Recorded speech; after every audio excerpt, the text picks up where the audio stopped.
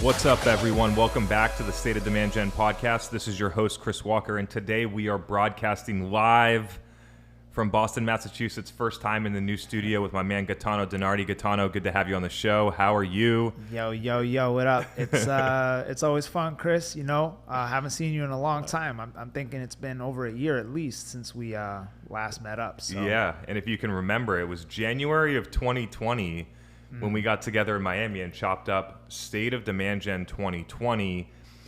And what I was thinking for this episode is we are going to rip it up. I think it's going to be a long one for State of Demand Gen 2021. We're going to be looking forward. A lot of stuff has changed, a lot of things moving. And so we're going to get into that right now. So first question. Yeah. Do you think B2B demand gen has gotten harder or easier since we talked last? Oh man, I feel like George Costanza's father right now at Festivus. I got a lot of grievances with you people. You know, I think it's gotten easier if you're good. And I think it's gotten harder if you're not very good. Now, I know that sounds kind of subjective. What is good and what is not very good? And I guess we can get into that. But I still look at the number one North Star metric for high quality demand gen programs is really lead quality. And then you got to tie that to some kind of number. It's got to be pipeline or opportunity amount, something like that.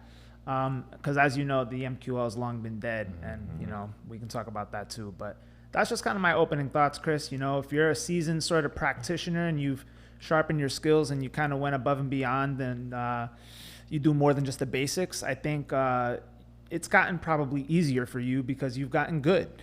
So that's kind of my opening statement for this State of Demand Gen. Yeah, and I think some of the dynamics for people, we can go a little bit deeper here. Some of the dynamics that I'm seeing, events got ripped away straight away, which is something that marketers leaned on for such a long time. Third-party cookies kind of moving away. iOS 14, some of these new updates on iOS 15 regarding email.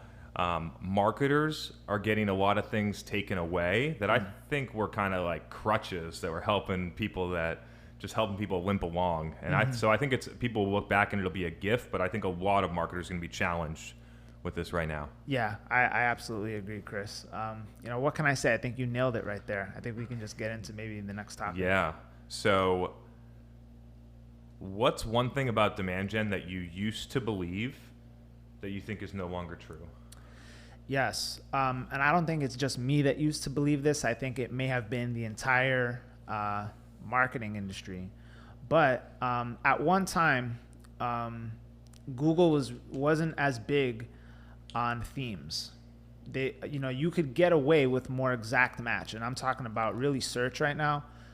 Really with organic and paid. You know, you used to be able to make laser sharp long tail pages. And you know, they wouldn't necessarily cannibalize themselves because Google hadn't quite gotten advanced yet with the semantic understanding of, you know, is Apple the fruit or the company, right? And that's just a very basic example. So I think exact match used to be something that a lot of companies leaned on. It was easier, and paid search as well. And now what you're seeing is exact match is getting very expensive. And Google's AI machinery capabilities have really figured out how to get smart at bidding. And so that kind of over-reliance on exact match is really fading quickly. And many companies that are out there have said the same thing. So with SEO and paid search, exact match used to be kind of favorable. And now we're looking at a very different story. Yeah, and if you go a little bit further into paid search, if you look outside of branded terms and then you start to scrutinize that, I think generally what's happening is Google's becoming a lot more expensive. That is not the place where buyers are necessarily going in a non-branded search to go and find what they're doing. I think a lot of buyers are asking peers or colleagues, going into communities, going into social. And so that step in the process where people would normally not have someone to ask, they would go to Google and they would convert, not seeing that much when you analyze it against revenue. Absolutely. And I think that kind of goes back to a common theme that we're going to see throughout this entire podcast, this conversation at least. And that theme is really, if you're doing good demand gen, everything else gets easier. And we always talk about this in the past too, Chris, but that demand creation versus demand capturing thing, if you're good at demand creation, demand capturing gets easier as well. So yeah, let's just jump right into that one. We'll loop back on the agenda. And so just defining these two terms for people. Capturing demand is people that already are solution aware and are looking for a solution. Your job is and they're looking on the internet with clear intent in those channels. Your job is to capture that.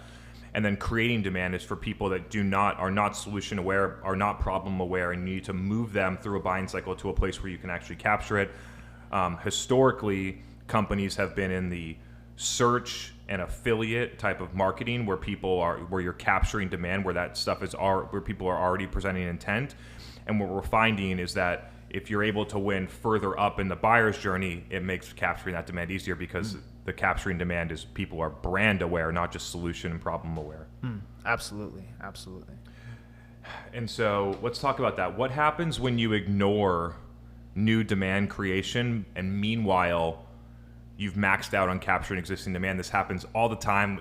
Pretty much our target customer at Refine Labs is in this situation. We'll have to hear what you have to say about that. Yeah. So, I've lived that situation before. And, it gets really challenging because now companies decide, well, I got to scramble somewhere. I got to find the next untapped source. So companies can really throw some Hail Marys. And I think that's kind of just a symptom of the way we've been sort of spoon-fed certain materials, if you will. So there is kind of this sort of default to certain tactics that you and I have always discussed as not quite as effective today as they used to be. So maybe we can riff on that for a second. Yeah, I mean, when I'm looking at companies that have maxed out capture existing demand, what the current playbook of what companies will do is they'll just try and spend more on those channels, which ends up having dramatic diminishing returns as you continue to spend more to try and get more out of them. And the fundamental difference is that when you're going to create demand, you can't be going into it with a capture demand mindset. And measuring it like that too. Yeah, and that's what's tough, And you hear this a lot at companies when you start maxing out on existing demand. There'll be this desire to quote unquote get top of funnel. We need more top of funnel. How many times have you heard that? How do we get more top of funnel? Where's the top of funnel? Even sales leaders say it. Where's my top of funnel? Yeah, where do you think that comes from?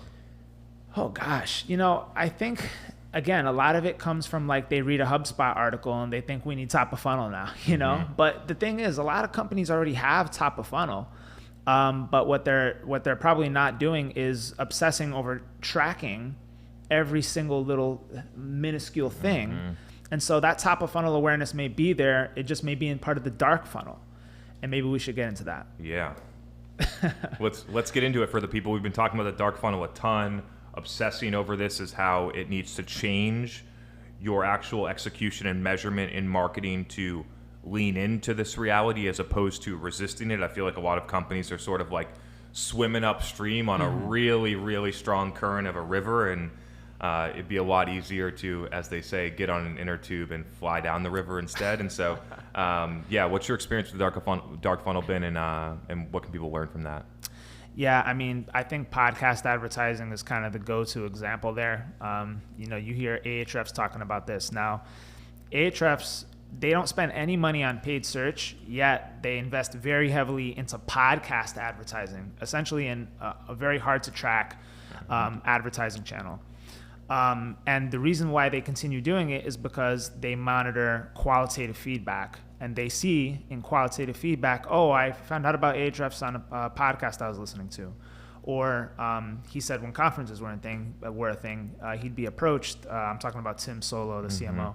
I heard about you guys on this podcast. You guys are awesome. And that's how I checked out Ahrefs, right? And so when you have those sort of qualitative insights, you can start to kind of feel this is working. And then, of course, is revenue and pipeline just kind of trending in the right direction over time? That helps too. So maybe we could riff on that part, Chris. Yeah, I mean, if you're a demand gen team in 2021, you need to be aligned against qualified pipeline that's marketing sourced and marketing sourced revenue, track that growth over time, and then correlate it with the activities that you're doing inside of the dark funnel. And for capturing existing demand, what are you hearing qualitatively about specific channels? Are those things working? How do you go harder in those channels to get a correlated result out? And I think that marketers, because they're just so straight line attribution 2011, struggle with the idea of connecting the dots between we've posted 50 days in a row on LinkedIn and now our pipeline is growing, but I don't see it in HubSpot, so what the fuck are we going to do? Yes. And you know what else, Chris? A lot of people, they default to this idea that the only way to get true qualitative feedback is to survey customers, right? Now, of course, survey customers is always a great idea. It's the default method, but you got to start getting creative and getting outside the box now. How about if you have channel partners and resellers? They're often a rich source of information. Not a lot of people tap into that. Listen to sales calls, talk to your sales team. That is a rich source of information. And now let me tell you something else about the voice over IP, unified communications technology category. It's converging into the gongs and choruses of the world. Think about it. If you got call center software, it only makes sense to get AI analyzing behind, the transcripts and the voice and everything that's happening on these calls, package them into insights. Now Gong's market got a lot more competitive real quick. Yeah. You know what I mean? So the convergence of tools is another thing that's happening in B2B. We could riff on that too. Other places to get qualitative insights for people are communities where your customers hang out and social. So that could be one and the same, right? Facebook groups, LinkedIn group, Slack channel, Reddit, Discord. Across the board, there are plenty of places to get qualitative insights of what your customers are asking, what they're saying. And when I say customers, it could be people that are your ICP and don't use your product as well. I want to loop back because one of the questions that we had asked was one of the things that you thought about demand gen that you used to believe that you feel is no longer true. And so I'm going to jump on this one and see what you think, which is the idea that marketing's job is purely to supply sales with leads. I think that a lot of people in the 2012 to 15 timeframe thought that that was what demand gen was supposed to do. I think there's a lot of people listening to this podcast that still think that's what marketing's job is supposed to do. And I want to provide a really interesting example in a different space. And so the example is, imagine that you're a direct-to-consumer, like food company that sells through Whole Foods, right? And so if you look at this example, the marketing department in this is marketing for B2B, and the sales component is Whole Foods, right? And in this setup, the marketing department is basically responsible for selling the whole thing so that somebody shows up in Whole Foods and buys the stuff. And I think that's what marketers in the B2B space need to get to, where the place where you are basically trying to move someone all the way to a sale, not moving them 10% of the way done, collecting the lead and calling it a day. Right. Yeah, I mean, I agree with that 100%. Now, when I think about how sales can make this kind of easier on marketing as well, there was this idea that should sales have some sort of marketing activity quota, right? Should sales be held more accountable for marketing activities online, right? And if that is the case, how do you kind of evaluate how active they are? Are they going to be required to make a certain number of posts on LinkedIn, for example? Do they have to get active on Twitter? Do they have to find a community where, as you mentioned, Chris, their buyers may be chattering about the product, services, and brand? What I've found is that the best salespeople do that anyway. They do that anyway. And for any company that forces that activity, that experiment will fail. I know for sure, because of the way that the companies measure that people will do the activity. They won't have some type of direct measurement to be like, oh, this is working.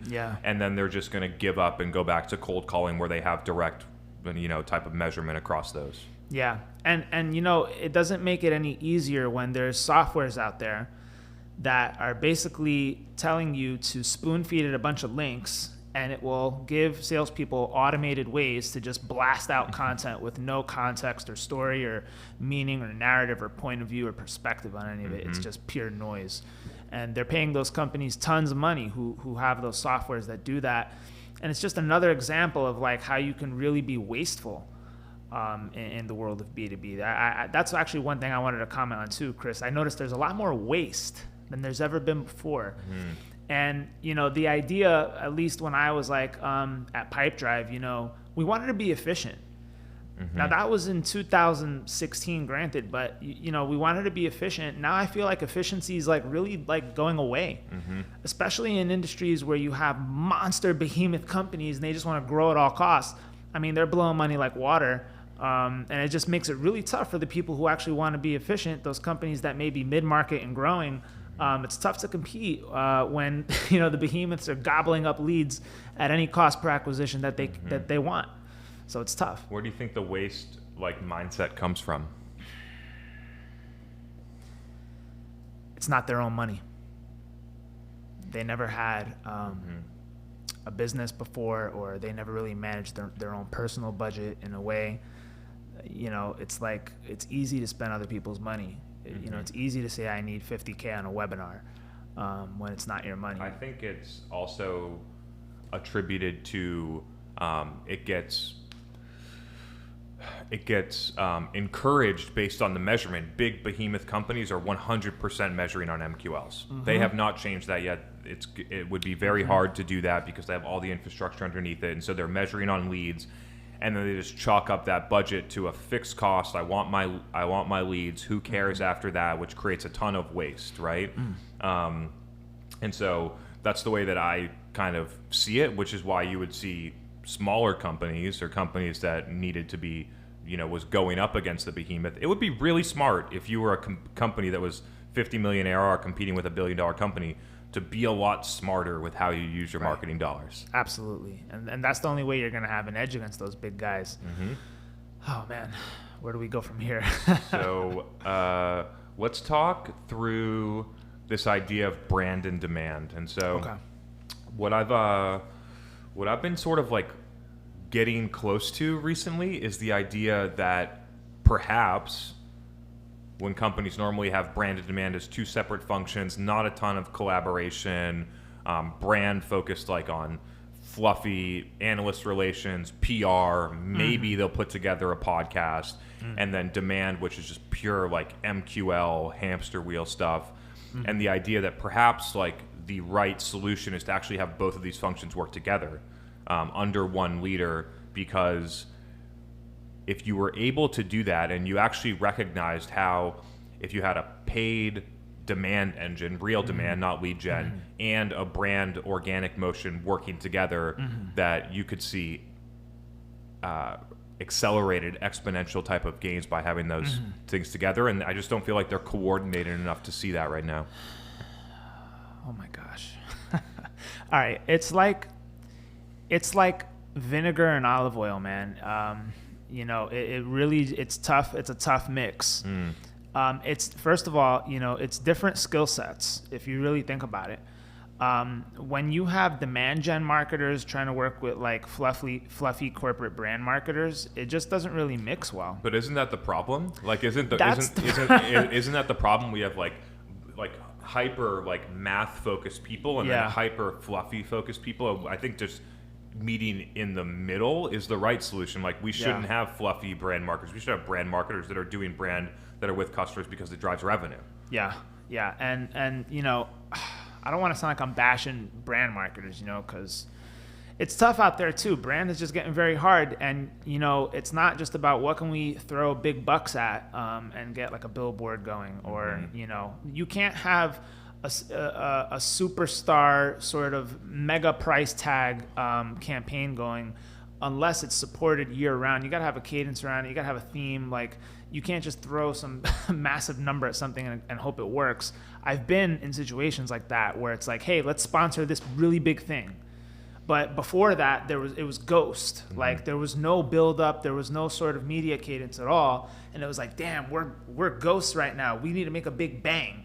And so you throw a bunch of money at like one thing, and it really is underwhelming, actually. It underperforms. And everybody was so gung-ho, like, oh man, this is going to be huge. We're going to see branded search spike. And like we saw a little bit, right? But I guess what I'm getting at is unless you really plan this stuff out, as you were saying before, Chris, one thing that happens is they just throw more money into the same channels. This is just throwing more money into just an unknown channel without much support to go along with it. And I think it's a rare person that'd be able to oversee and do both and see how they work together, but they're out there. And I think that's a really interesting thing for companies to think about, is how do you find that one person where both of those things have some type of effect on driving each other. Yeah. Now, to go a little bit further on this, to get a little bit more specific, what do you think the role of corporate comms or PR is within the context of demand gen? Should those, how do those functions work together? What's some example things that they could do? Let's go into that. Yeah, so I think there's a type of crossroads, if you will, or sort of, the two ovals overlapping, and that little centerpiece is where the two worlds kind of collide. And to me, that's kind of like that data-driven journalism. So you want to have really an SEO objective or some kind of growth or referral traffic or new referring domain growth objective. That's always a really good component. And then on the flip side of that, this is where you kind of have that did we get a lot of reach? Did we get a lot of social shares, for example? If there's video content, how deeply was that video content consumed? What's the average time on page for the asset that's being promoted, right? Is there co-promotion and co-marketing with some other brand, for example? So all these kinds of things working together, if it achieves some kind of referral traffic, maybe referring domain growth, SEO goal, that's great. And then it has the other stuff too on the brand reach side, that's great. If it gets a narrative out there, that's great. But in order to make all those things happen with one campaign, it's really tough, because you need some superstar, dynamite, home run, grand slam content. And that kind of stuff is really hard to produce. I've seen some examples of cybersecurity companies publishing the most common passwords that get hacked, right? Broken down by state or whatever. And then they draw common themes or insights among that. And that becomes really juicy, consumable, shareable, heavy hitting content. But what you alluded to earlier was that too much corporate brand marketing is just, hey, let's do analyst relations. Let's buy an expensive package with some analyst firms and do some, I guess, where they gate the study and they write about you and that sort of thing. So yeah, I was going to say, when you were mentioning all the metrics that you were talking about, referral domains, increased branded traffic, all those different things, I was going to say, I don't think that a lot of corporate comms executions actually achieve that, right? And so I love the idea of data-driven journalism. I think that's what's really kind of moving. In order to do that, you need some true experts inside your company. When we use the cybersecurity examples, there's a CISO in there that's doing that stuff, that's not working as a chief information security officer for the brand. They're acting as a subject matter expert on the marketing team, which is a massive change in mindset for a lot of companies. But you need that type of caliber of resource in order to pull this off, or it's going to be like every single other ebook where you have a marketer writing to a CISO and it's just not going to hit, or an agency writing to a CISO, or those types of things. A couple of places where I think this can work together well, and we actually do this a lot here at Refine Labs, is the idea, if you had a good corporate comm strategy, how you could target and amplify it through demand gen and paid. So we just released this new product, or this new report came out that says that we're better because of the X, Y, and Z reason, or I'm trying to avoid the money raising one because it's not really helpful for buyers, but you can get the sense of what I'm doing. Take that. A company would normally make a press release about it. A couple people would see it. They'd share it on organic.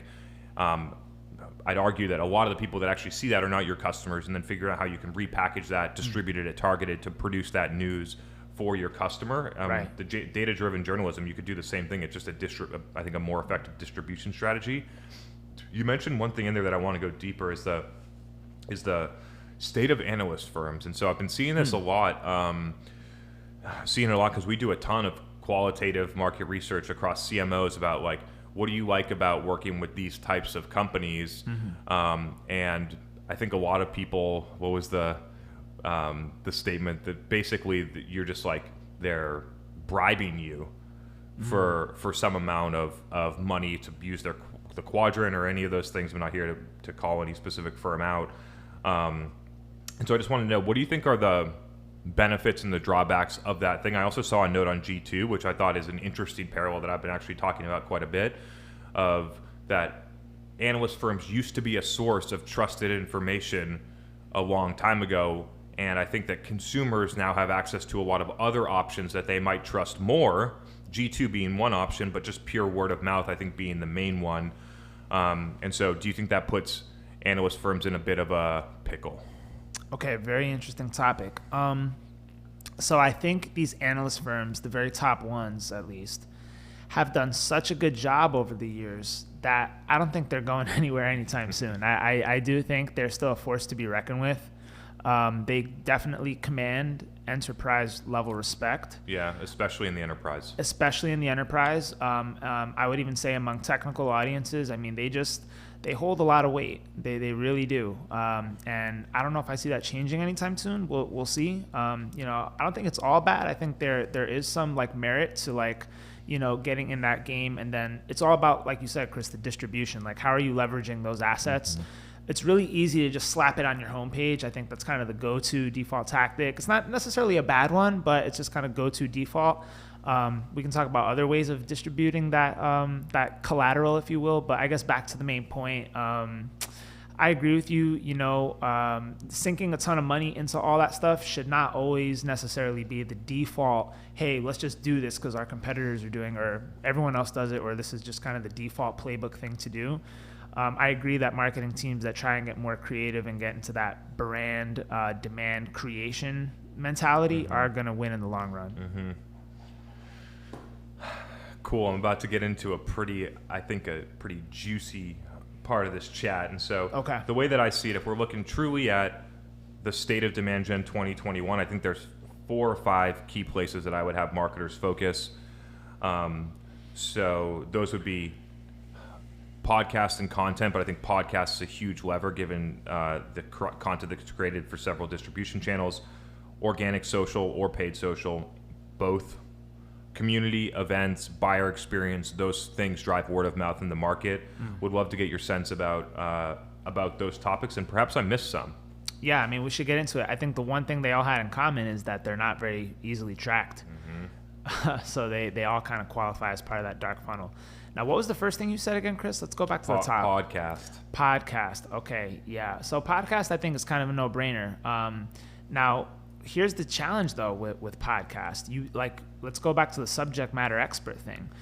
If your world is technical and complicated, you also have to make the decision, do we want to have a tech-focused podcast where we get into like hardware discussions and talk about, SD-WAN?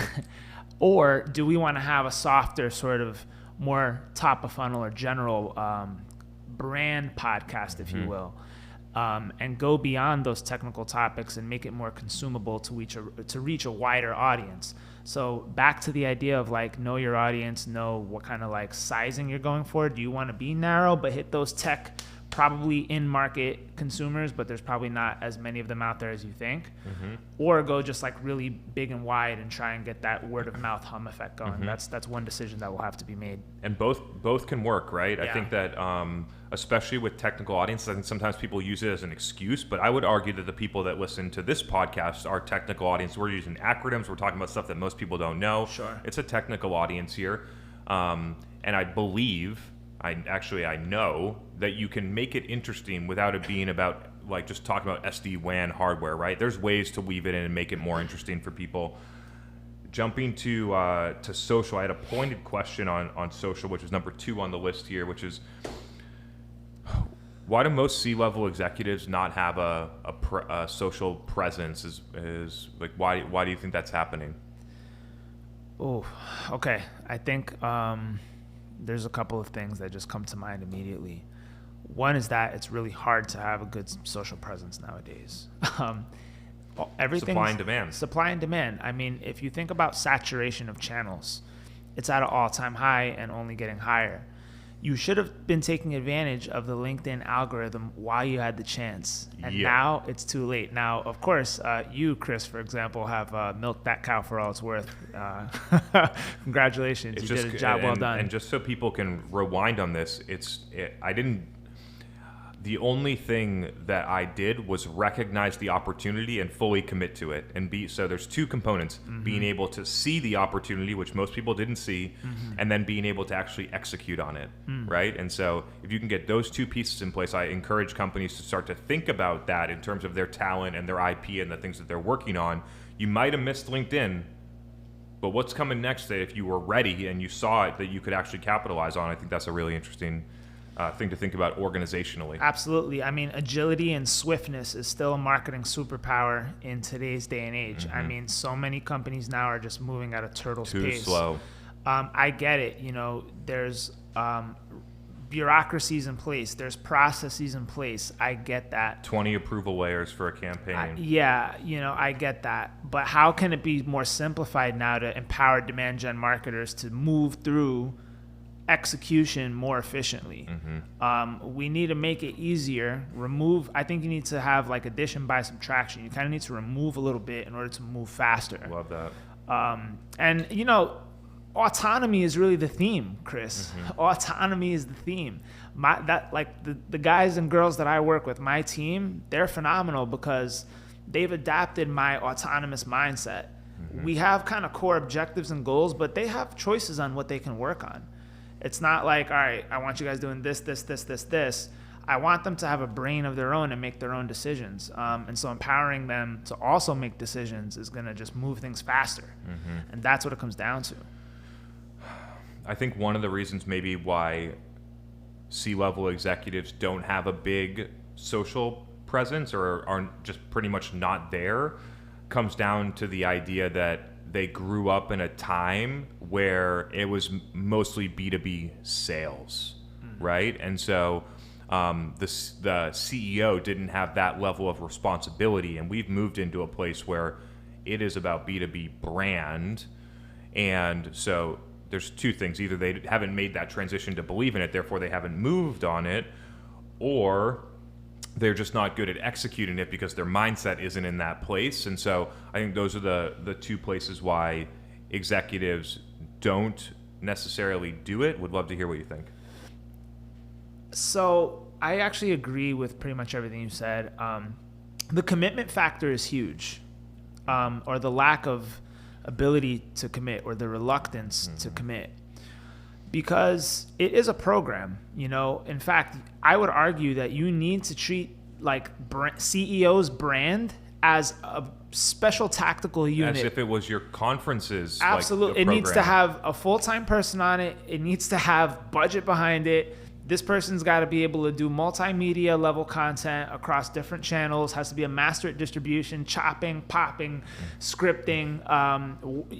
You got to be like how the president has like a script kind of ready for him with the teleprompter. I mean, it doesn't have to be that level scripted, but I think you get what I mean when I say that the CEO, his or her personal brand should be managed like a product. Let's keep going on this list here. So we got community, let's bucket events in there too, because I almost see if you do events well, you sort of as a secondary component start to build a community, because people love the events, they love coming, they love the people that are there, they all see the world the same way or where it's going. And so would love to hear what are the things that you're seeing in that specific camp as it comes to driving pipeline and revenue for a company. Right. So basically the role of communities in revenue. Yeah. So as most people know, but some people may not know, I used to lead the marketing at Sales Hacker. And this is the most classic that I can get as a classic example. But, Sales Hacker was, and I think still is, kind of that go-to source for B2B knowledge.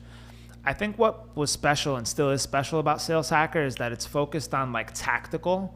It's just as tactical as it is strategic, but I would even argue a bit more tactical. And so it's for those like people who really are trying to get better.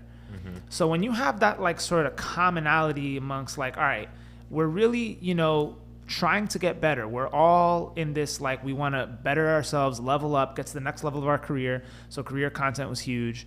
but tactical content across all these different various tasks that salespeople have to do on a daily basis. And then we expanded out the content strategy to be demand gen, marketing, RevOps, kind of customer success, kind of just get more broader. You don't want to be stuck in that narrow thing with B2B sales. But anyway, the whole point is that why would Outreach acquire a blog? Right? Like a tech unicorn company, why would they acquire a blog?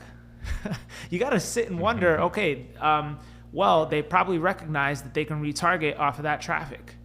Genius, brand, hello, this is everything we're talking about, right? And also access to visibility and new eyeballs. There's just a constant stream of new eyeballs because of the SEO engine and content engine. Also, the organic marketing flywheel is just buzzing at such a tremendous pace. I would say we had this webinar engine, which is still running today. Organic social, the things you always talk about. We didn't really put too much money into boosted, promoted content. We did some of it, but it wasn't a huge factor. It was really other companies promoting us, co-promoting us, doing campaigns with all sorts of, I remember Clary, Chorus, Gong, even Salesforce and HubSpot. We were doing campaigns like left and right. So I think I'll just pause on my rant on that one. We could break down some of that stuff. There's some good.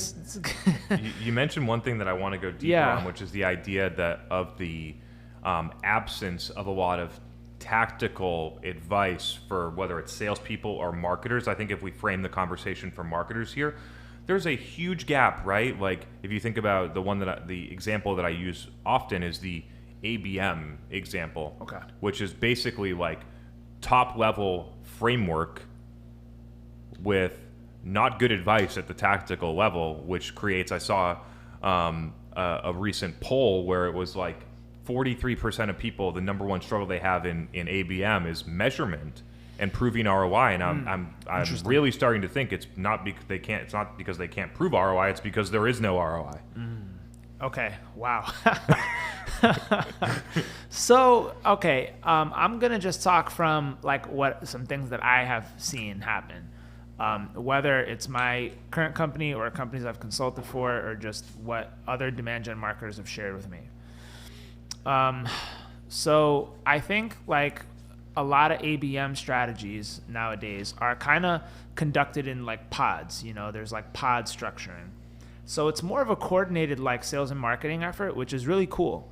Like most marketers, they especially if they're not in like big enterprise B2B, they're probably doing more spray and pray tactics.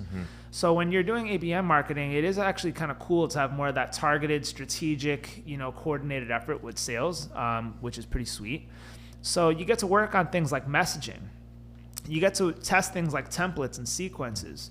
And you get to just test all sorts of cool stuff, and you can apply that to your marketing as well.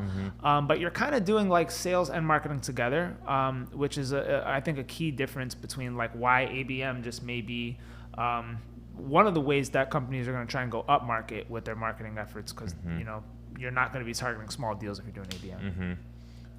Yeah, I think that the challenge that a lot of companies face is it's way too heavy on the sales component of the sales and marketing side. And my belief, and I think that it's proven out there, that just a much more methodical execution of marketing will drive better impact than having two groups do sales. So what's happening? Yeah. Well, here's a lot of what will happen sometimes is you'll have the sales component down, but then it's like, then they'll just say, hey, marketing, we need air coverage. And then you'll basically just run display ads to accounts that never get seen. Yeah. Or, they'll get seen very little and they won't probably have much impact. But I think this might be a good time to tell you, Chris, when something works on me, why I analyze it. And something worked on me. And now this is going to be an enlightening moment, I think, for a lot of people and companies. And you talk about this a lot, but it's the notion that paid advertising, particularly on social, is becoming more like SEO. Now, you might think, wow, they're two widely different things. What the hell could they have in common? And what they're starting to have in common is the amount of persistent effort that you need to put into the channel before you start to see returns. So the duration of which you persistently and consistently, keep up the activities, but you test along the way. I'm not saying you don't change anything. And to the actual like impact at the buyer level, not at your leads. Right? And so if you actually think about as a buyer, like how many touches, how many of those things do I need to see until I remember the brand, know what they're associated with, know what problems they solve, and then actually think about considering whether or not to buy. There's a big gap there, right? So continue to talk through the story. Huge gap. Anyway, long story short, I've been getting targeted like crazy on Instagram by this company called like Secret Miami or whatever. Now they got two things right. I like live music. I'm a musician and I'm in Miami. So they got those two things, those two dots connected. Now I've seen this ad, no lie, hundreds of times, and every time I skip it. And then like one night after seeing this ad for so long, it easily had to be like 2 months straight. Now they use different creatives and stuff so that it wouldn't get stale. They use a mix of like videos, still images, GIFs, whatever. And then finally one night, like 2 months later, I was like, all right, let me check this out. And I finally clicked it. Now I didn't buy anything, but at least I know now in my brain that they exist and what they do. It's a candlelit concert series. So now I have that in the back of my mind, and I may show up and buy someday, but they'll never have the attribution. Or you might ask somebody else that lives in Miami that likes live music whether they've been or not, which creates word of mouth, and again, no attribution on that. So many interesting things that we see inside of our own data in terms of level of time, and what people really need to think about as marketers is the idea is you're not going to take someone that's never heard of you on paid social on an Instagram ad to become a lead and buy your product in one touch, and every single paid strategy is built around that system. It's frustrating. It's highly frustrating, but I mean, back to the point of like, people are gonna look, it's noisy out there. Okay. It is just plain straight up noisy, saturated, and cluttered. And so it takes more effort now. The level of effort required to get your message and brand implanted into someone's brain is just simply requiring more effort because attention spans have gotten lower. Cognitive ability to like absorb things online have gotten lower. And so you have to get more creative with how can I create thumb stopping content, things that are going to stop people from scrolling. That's really tough to do nowadays. You really gotta think outside the box and try some things and get it right. Yeah, and I want people to do the math on this real quick. So Facebook and Instagram ads, let's just say on average $10 CPM, 100 impressions.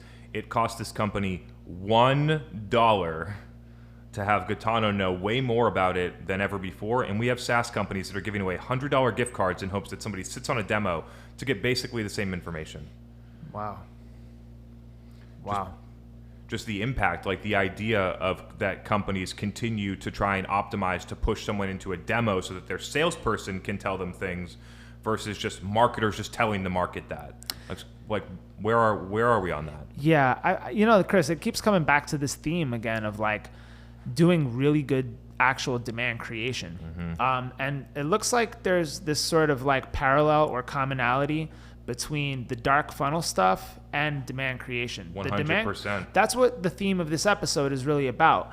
Good demand creation is mostly around hard to track activities. And so that's why companies are the most reluctant to do them. But the irony is that they have often the highest ROI.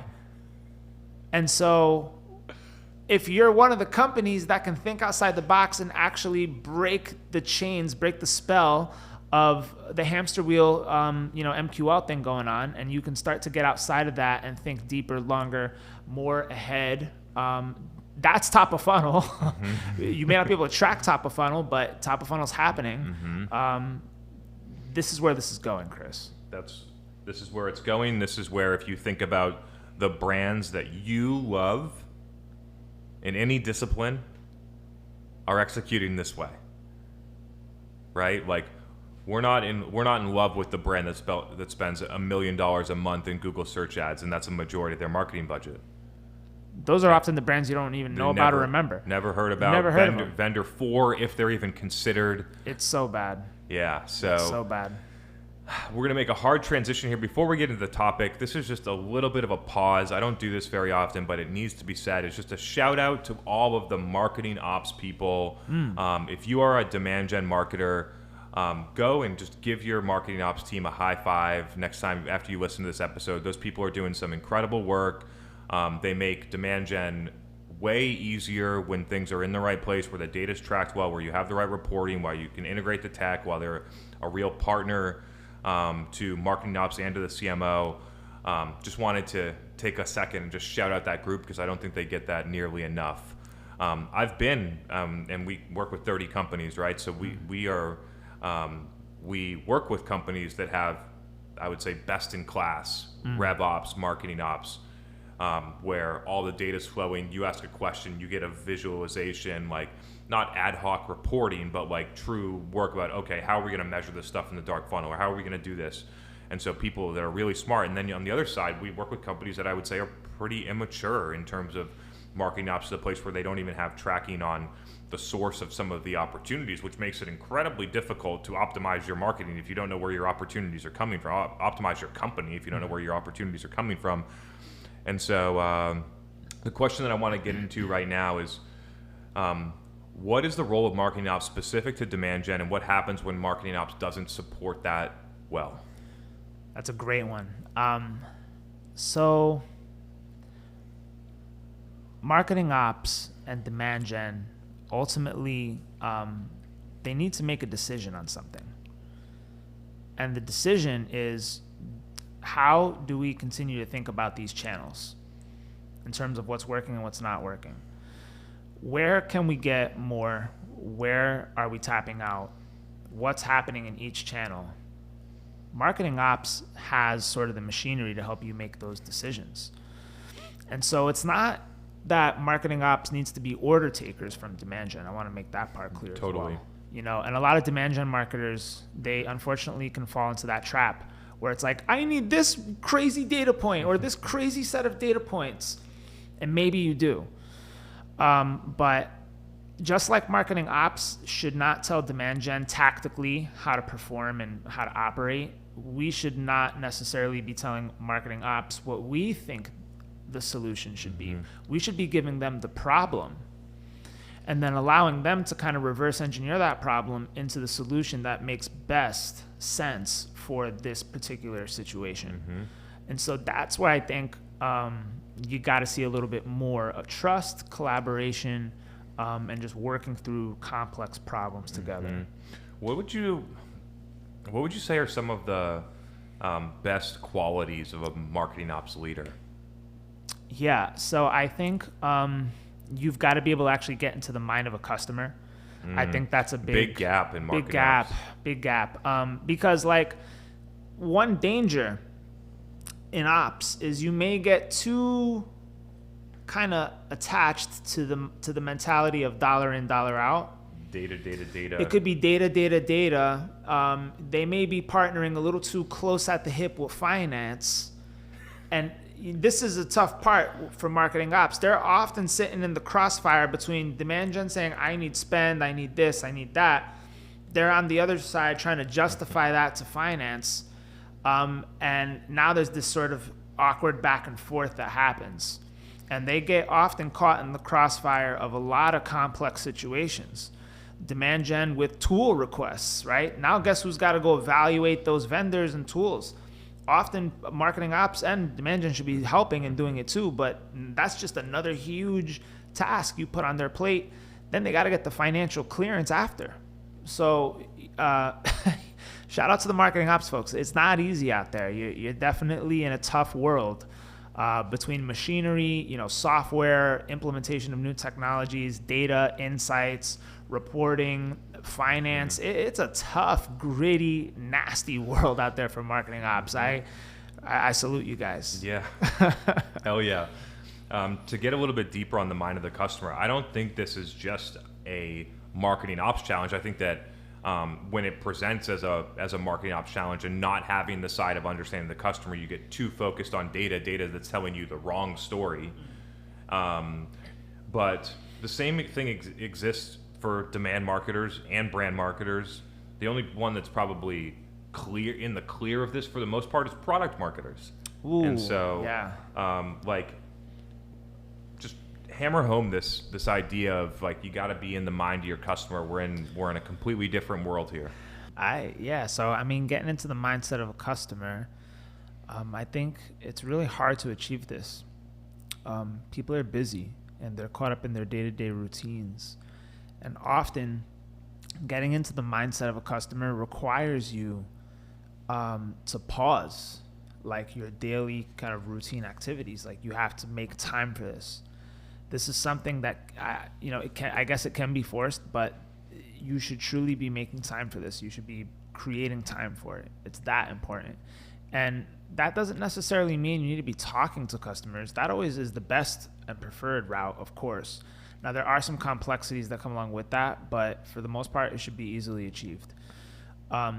You can also listen to sales calls. I think that's part of getting into the mindset of a customer, playing with the product, giving product feedback, and hopefully they're receptive enough to work with you on, implementing some of those feedback changes, right? And so getting into the mindset of a customer is actually trying the product, using the product, even creating some kind of scenario where you can use it in a daily life manner, even if it's something just simple, even if like it's a basic function of the product. It doesn't have to be a complex setup. That should be sufficient enough. And then just, trying to get as close to the customer as you can and getting out of the sort of day-to-day rat race. I would argue that the fundamental definition of marketing is being in the mind of your customer, connecting the business to the market, right? So there's an output, right? Like the actual like marketing, the shouting, but there's actually an input too that most companies see where you need to connect what's going on in the market back to everything else in the business. I think it's a really interesting component now. Right. I think we're about to approach what might be your favorite part of the episode here. So oh gosh. We're in 2021. A lot of people listening to this podcast, including you, know my thoughts about SEO, and would love to talk about what's changing in the world in SEO for you, maybe over the past 18 months. It'd be helpful to sort of like also look back at sort of like the golden era, so to speak, which might have been like a little while ago. And so we'd love to hear, just help a lot of people out that have been working on SEO. Yeah. Well, there's a lot that's happening in the world of SEO. I think there's some exciting things happening for sure. Now you have like a lot of chatter on Twitter, especially around some of the latest algorithm updates. That's something that's always happening. And the common theme that I have observed when there's an update is that Google is making an update in a way that's going to make things more convenient and better for the end user. They don't really care so much about your website, right? They care about what the person searching for something lands upon. Mm-hmm. And so one of the components of the updates and where Google's going, there's this concept called Core Web Vitals. And so in the most basic plain English, what that means is the page cannot take too long and be annoying. It can't take too long to load, and it can't be ridden with pop-ups and poor user experience things, right? Time to first paint. They look at stuff like that, right? How long does it take to actually paint the page up? So that is one direction. Now, the other direction in SEO is that you need to really consider the type of content experience you're creating when you're going to undergo the process of creating some content in order to achieve ranking. Some results now are just loaded with sites that you can't break. So YouTube. If the results are loaded with videos, you are not going to rank with a landing page, period. I mean, and so you need to do like that sort of situational, analysis before you go into the process of creating content. Now, this is where a lot of companies certainly fail. They can't figure out, it looks like most companies that are in this result are Gartner, G2, TrustRadius, Capterra, and like some other aggregator site doing the top 20 best XYZ tool. There's no chance you can even break into that, period. and it's like that for a reason, because people know that marketers lie. And so the problem is that I don't even want to say lying. I want to say exaggerating, or people don't trust vendors, right? People don't trust vendors. They trust their peers. So Google knows that if you just have vendors ranking for all these crazy expensive software terms, it's just going to be a comparative advertising bloodbath. And so the shift has been towards the way people want to buy. They don't want to see you in certain stages of the funnel. They want to see their peers. They want to see sort of unbiased, hopefully unbiased information. And so that is a really important thing to consider in SEO nowadays, like especially when trying to do like bottom of the funnel demand capturing SEO, which is arguably what is the most important part about SEO when it comes to revenue. Like that's the closest dot connecting thing to revenue. And that's often what companies want. But there's this halo brand effect too that you can achieve with SEO. There's this audience development component of SEO that you can achieve. You can break into new markets with SEO. You can get new visibility in adjacent markets with SEO. You can attract certain kinds of buyers to your website that you initially didn't have with SEO. It all depends on what you're trying to do. And this goes back to social, this goes back to brand, this goes back to really product marketing. Like, what are you actually trying to do? Like, what is the main objective? And that has to hopefully come clearly, clear marching orders from the top levels. Hopefully the general or commander-in-chief is sending clear marching orders. So that's just kind of my rant on SEO and kind of where it's going in 2021. Yeah, I got an interesting question on Demand Gen Live a couple of weeks ago, and would love here to kind of like talk through and expand upon it. The question was, but can't you create demand in SEO? And my response was no. I'd be interested to debate this. I said no, you can't create demand inside of SEO. All you can do is redirect existing demand from one thing to another, but something happened to get someone to go in there to make that search, which was some level of demand. Would love to hear your thoughts. Yeah, so I think you can measure the effectiveness of brand creation or demand creation with some SEO stuff, right? Like you can look at branded search. That's SEO is kind of responsible for branded search. It's not like we just ignore it. Like one goal of SEO should be to increase branded search traffic. That's a no-brainer. So that I think that's a lot of SEO programs, especially B2B SaaS, they often will ignore branded search. They'll be like, oh, we got to rank for like CRM software, and they'll just totally forget about like all the branded things that are out there being searched for. Which oftentimes, when you fall asleep at the wheel there, guess what's going to happen? You're going to have results there that are not maybe going to be accurately representing you editorially. It may be throwing people off in their decision-making process. You may not even be aware of it. So there's some really important things here with brand. I think maybe we can pause there and riff a little bit, but that's kind of what I'm thinking. Yeah, I mean, if you do the whole revenue analysis to revenue, look back at your leads and do a look back, what you'll typically find is the three biggest converting sources are organic search, direct traffic, and branded paid search. And so if you look at those three things, usually we see somewhere between 60 and 80% of marketing source revenue comes from those three channels, which ends up at some type of high intent conversion on a website. The organic search component of that, I would argue, is heavy on brand to a direct conversion as well. And so you have direct traffic, aka somebody knows your brand, goes directly to your website. You have a huge chunk of organic search, which is branded search, and you have branded paid search. It's all about brand. Right. No, I mean, I agree totally. And dude, this has been consistent with what other demand marketers have told me. This has been consistent with my previous experiences and current. So I guess getting back to the original point is like, can you do demand creation with SEO?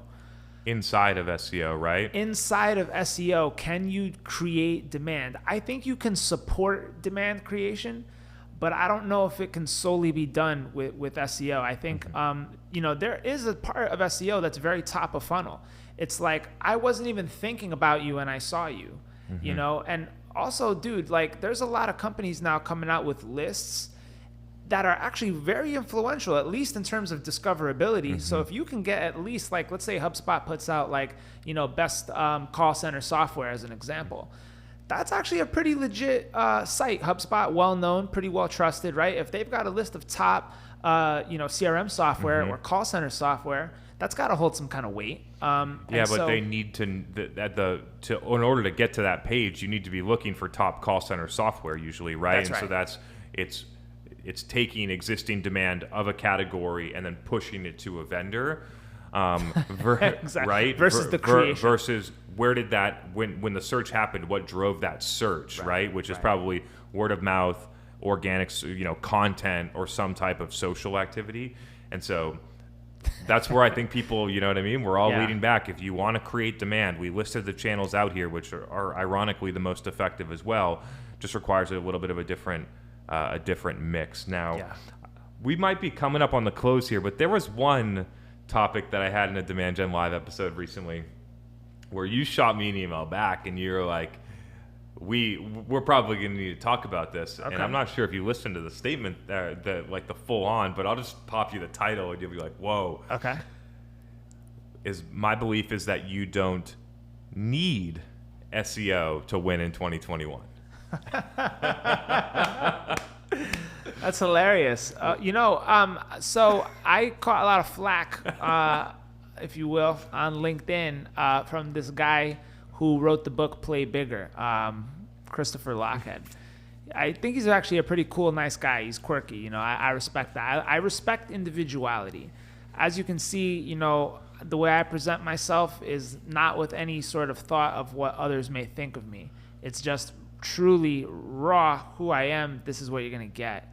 So getting back to Christopher Lochhead and Play Bigger, right? I actually had posted that I thought category creation is the most overrated thing in B2B marketing. And the response was overwhelmingly positive. Like, most marketers actually did tend to agree with that statement. However, I did have some challengers, and hilarious. Christopher Lochhead changed his LinkedIn profile overview section, and he just put overrated in quotation marks. I thought that was pretty hilarious. We had a little back and forth on that. Getting back to the whole sort of do you need SEO? Is it truly necessary? I would say it depends, right? So there's no blanket yes or no answer on this. If you are in an industry that has very low or zero search volume, then you don't really need SEO. And there are some situations where that's the case. Like, your product is just so abstract, there's no name for it yet. Even if there was, it would be super low, insignificant, amount. It would do essentially nothing for your bottom line. You don't really need SEO if that's the case. And that's just one clear-cut example of when you probably don't need, you definitely don't need, in my opinion, if there's no search volume around your stuff. Yeah. Unless you purely just want traffic for retargeting and you just want to just build traffic. But so what the example, it'll be interesting to go in this because you'll probably find some nuances that'll help me understand this better. Okay. Is I just pulled up on SEMrush the keyword overview for marketing agency. Okay. Right? And so over here, Refine Labs, if somebody was going to make a generic search, they would probably make that search. There's 18,100 searches with a 62% difficulty. We spent so there's volume, like what you mentioned. We spent 0 time on it, continue to grow really fast. How would you kind of put all of that together? I think the keyword volume is an interesting one, but if there's high keyword volume, there's going to be a lot of competitiveness. And so instead of competing over there, I would just rather go create demand for what I'm doing. Yeah. So I once ranked myself for SEO services. I got my own website to rank. And the kinds of people that were contacting me, it was just trash. 99% garbage, right? And so this is a classic example of you'll cast a super wide net, right? Now you, Chris, as driving Refine Labs, really their whole marketing strategy of the company rests mostly on your shoulders, but I see now the rest of your team chipping in, and I'm seeing Refine Labs everywhere, which is great. Gosh, going back to the SEO thing, Just like marketing agency, like if you rank for marketing agency, you're not going to get anything that you want because it's just the truth. It's just the truth. It's not. It comes down to distribution. Like it's the wrong method of distribution. That's what it comes down to. Like your target audience doesn't search Google for when they need demand generation consulting. That's just what it straight up comes down to. Like most people have a certain way of finding a solution for a certain problem. And in this case, finding a complex solution like demand generation consulting, especially, I would say you're aiming to be in that top 5 percentile of quality service provider, really white glove. That's just not the kind of people out there who search. They just ask like their peers. Like they'll reach other C-level executive peers of theirs at other companies, and they'll say, "Hey, I have this problem," or they may be even in a forum such as what's the one, Revenue Collective, and they'll ask for feedback through Slack, or Thursday Night Sales is another community that was created by Scott Leese and Amy Volas, and they have technology forums in there with huge audiences talking about tools nonstop all day long. Yep, and the interesting thing to think about is that just what people are moving to in order to, like, right? There's probably some solutions that weigh higher or lower on the scale, but I think generally over the past 5 years, more people are doing that than searching generic terms. Right. Now, I will say this. It won't hurt you to rank for marketing. 100%. It won't hurt, right? It can't hurt. Like, hey, it gets the name out there. Great. Because guess what? This is the way search works now, and we're seeing this in paid, right? You cannot predict. It's really hard to predict the kind of buyer that's going to come through on a big volume, sort of really generic term, right? Like a lot of that stuff is good for like brand building and like domain authority boosting and referring domain growth driving sort of activity, right? Like if you rank for marketing agency, you're probably going to get a lot of backlinks, referral traffic. You're going to be on a lot of lists. You're going to be out there more, but that doesn't necessarily mean you're going to get good customers out of it because the distribution is just, it doesn't align with where your target audience hangs out. Yeah. Another like little note on SEO, a lot of that part of the conversation was driven on enterprise SaaS, not product-led. If you're product-led with lower ACVs and not a lot of expansion opportunities, you're going to want to lean into organic. One of those options would be SEO. I still believe when executed properly, organic social might actually be the better option for you today. But that was just a little PSA for people. Cool. G, we are heading up to the end, but before we do, you got a couple questions you want to throw over my way? Yeah, I mean, let's do a little riffing, man. So let's get back to the classic sort of sequence of marketing activities that happen with respect to top of funnel.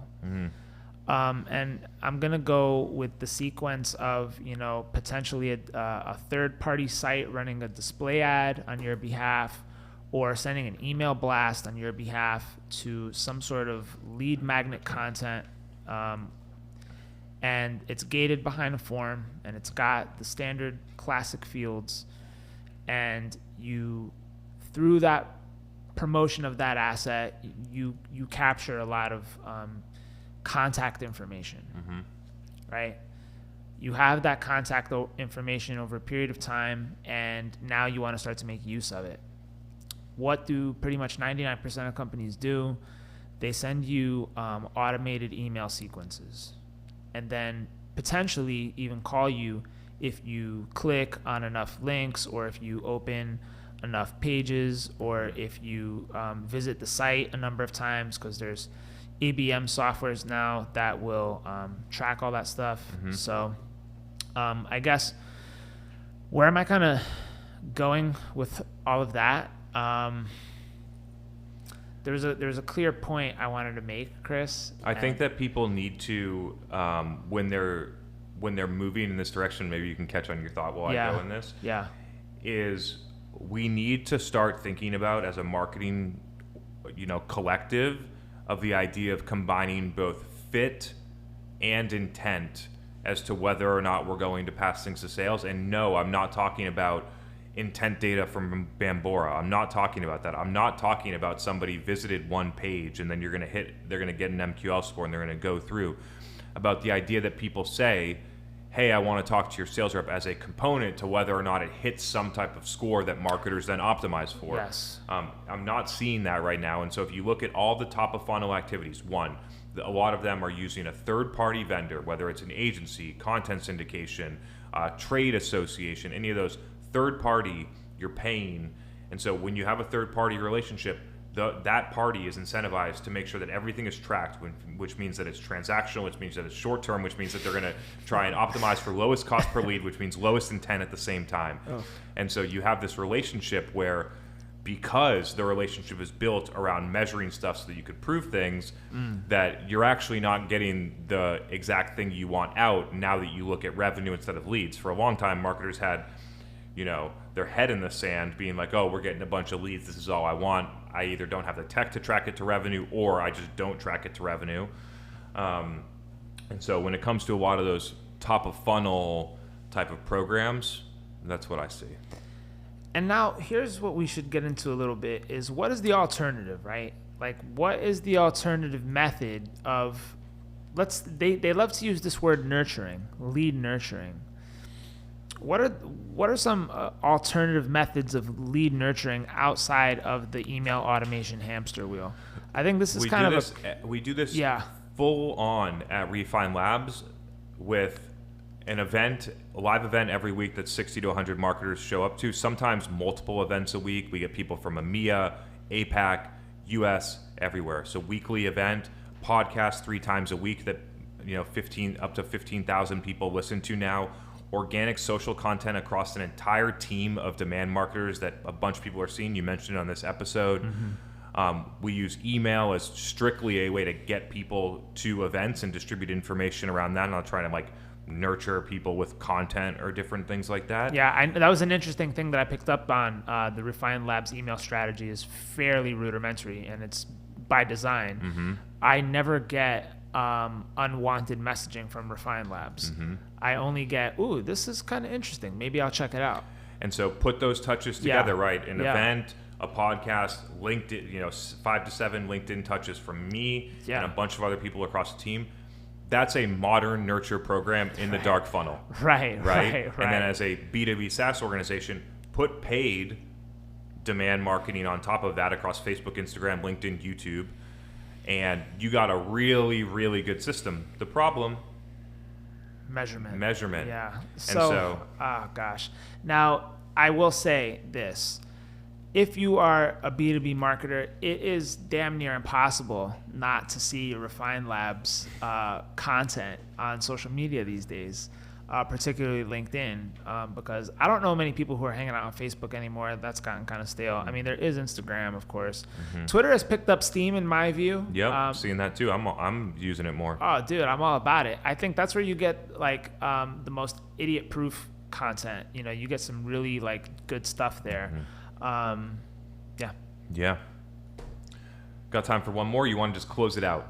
I think we should maybe riff on one more, Chris, if you're down. The way you guys treat email is so unique. It's unconventional, right? There's no sales objective. And so there's nothing more to say. There's nothing more to say. Our intent is not to use email to send people emails that they don't want so that we can try and achieve our business objective. We send emails to people that they do want, that helps them get into content, which then helps them learn stuff, so that when they learn stuff, they might consider buying our thing, which is the strategy across all of the different channels for people, which marketers don't understand because they need to prove specific things out of certain channels. And just generally, marketers are way more focused on transactional stuff, which is why email marketing has got into that direction. So some people would say that it's unconventional or rudimentary. I think it's just being understanding of what buyers want in that channel, and it's then end just user adapting. Focused. Yeah, it's totally end user focused. Now, why can't companies do this? And let's get into that part, man, because it seems fairly obvious that if you don't annoy people and you just give them stuff that they want, that they'll probably end up buying anyway if it's the right fit and it works, right? Yeah. I would say 2 core things. I think one is a lack of understanding about how people buy things today and a lack of understanding about their buyer in general. And then there's the second thing, which is a lack of questioning the things that people have been doing since 2009 about whether or not we should do this anymore, right? And so I think the benefit to Refine Labs and why we've been able to grow pretty quickly is the idea of looking at some of the things that most companies say we need to do this and saying we don't need to do these things. Just like I mentioned about the SEO thing, we don't need to do these things, right? So it might be right for some companies. You got talent and strategy, like you guys develop all your own things. I'm just trying to present some points that some people think are facts, which we don't follow, which allow us to do the 3 or 4 things really well and in the right way. And then when we adjust our measurement to how much pipeline are we generating every quarter, how much revenue are we generating every quarter, and we see 7 quarters up and to the right that we're like, something's working. Seems like this strategy is working. We should probably keep going here. Yeah, I agree. Back to the measurement portion, it's like you also need to understand how the business performs when a certain type of customer comes in. And you should understand your performance against certain types of customers. In the world of commodity products, you're often looking at line sizes or a number of seats, right? And it often tends to be the case that as line sizes go up, complexity of the deal increases, and then usually sales close rates decrease. And so what often happens is marketers spend the most amount of time on the lowest line size opportunities and the easiest ones to close, but the lowest value. But they don't really think about, all right, well, how can we work with sales to improve our close rates on those higher value opportunities? Because you get into the hamster wheel syndrome, and it's hard to break out of those habits. But really the point is all the things you're saying about the measurement and the mindset shift that should happen within the measurement of demand gen. Everyone, we are at the conclusion of the State of Demand Gen 2021 live from Boston, Mass. Gaetano, it has been a blast. I think it's about time we get out there, get a lobster roll, go get a steak dinner. It's 90 and sunny out there for people. It's going to be a blast. So it's been great having you up here again. Good to see you, and let's do it again next year. Thank you very much. Yeah, thanks, Chris. Thanks for Refine Labs team for having me. What can I say? You guys are doing great work, and I'm happy to be a part of this episode. So thanks again for having me. Hell yeah. Peace out. Peace.